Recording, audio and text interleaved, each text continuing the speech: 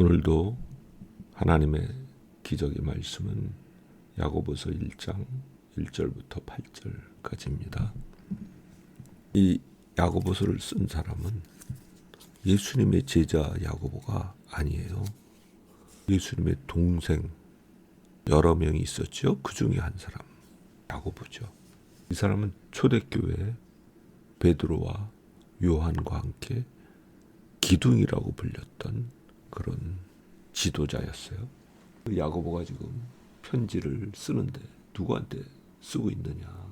1장 1절을 보면은 해외에 흩어진 12지파. 이게 누구겠어요?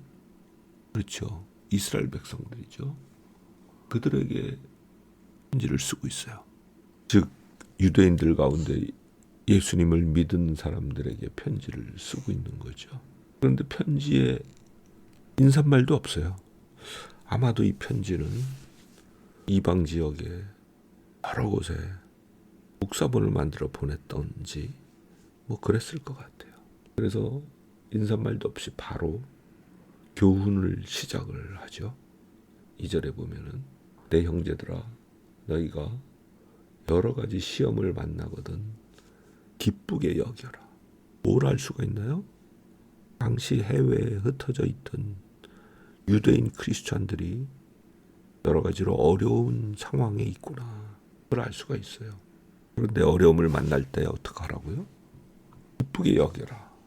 그러면서 그 이유를 3절, 4절에 설명을 하고 있죠. 너희 믿음이 인내를 만들어내고 그리고 그 인내가 온전한 결과를 이루어서 너희가 온전하고 아무것에도 부족함이 없게 하노니다. 좀 이해하기 힘든 이야기를 쓰고 있어요.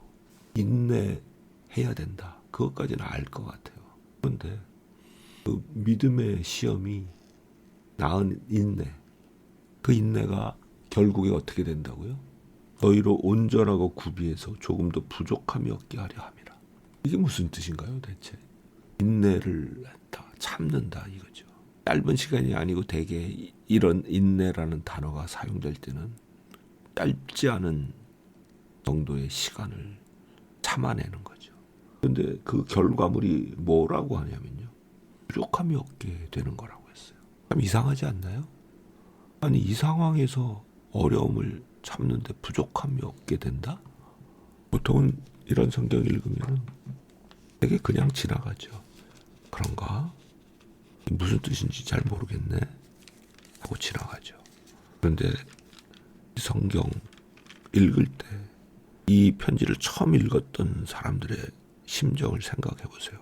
지금 어려움을 겪고 있어요. 그런데 야고보라는 교회의 지도자이면서 예수님의 동생이 편지를 보냈어요. 그런데 어려움을 기쁨으로 여기라고 하면서 인내하라고 하는 거예요. 그러면서 인내를 하면 결과가 있다라고 이야기를 해요. 근데 그 결과가 모든 것에 조금 더 부족함이 없는 상태로 될 거다. 그 사람들 입장에서는 이걸 어떻게 이해를 했을까요? 이거를 이해하려면요.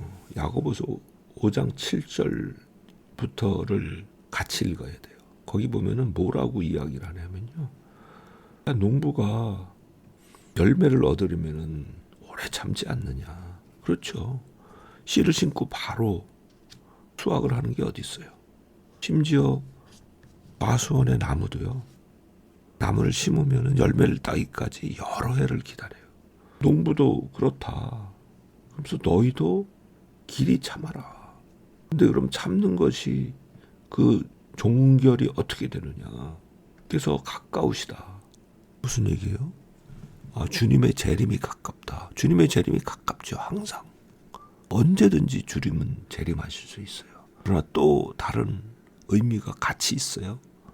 주님이 너의 삶의 현실에 개입하실 때가 항상 열려있다. 그런 뜻이기도 해요. 그래서 9절에는 더 생생하게 표현하잖아요. 보라 심판자가 문 밖에 서 계신다. 그런데 10절, 11절에 상당한 힌트를 주고 있어요. 특별히 11절에 보면은 인내하는 자가 복되다. 그렇게 말하는 이유가 뭐냐. 욥의 인내를 너희가 들었지 않느냐. 그런데 주께서 주신 결말이 어땠더냐.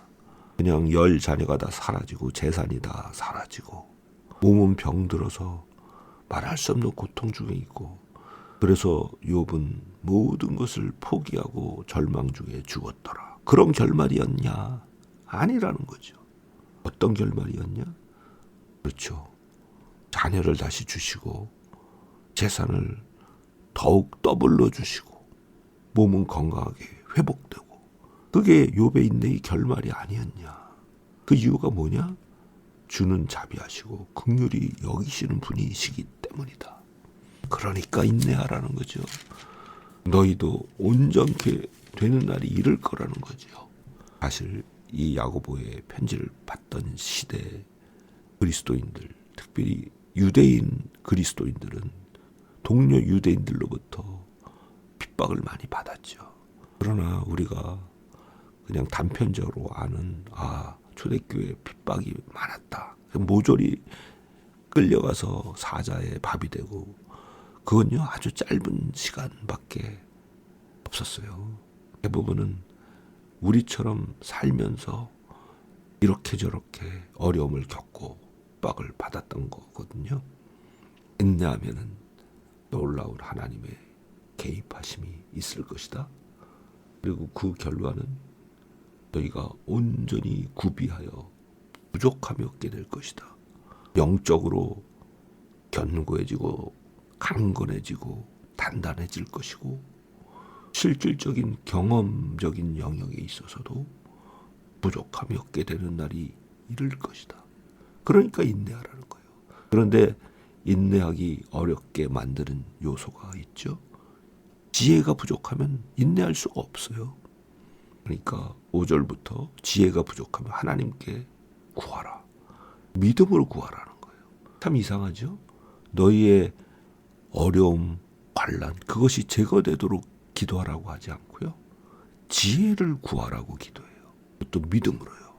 왜요?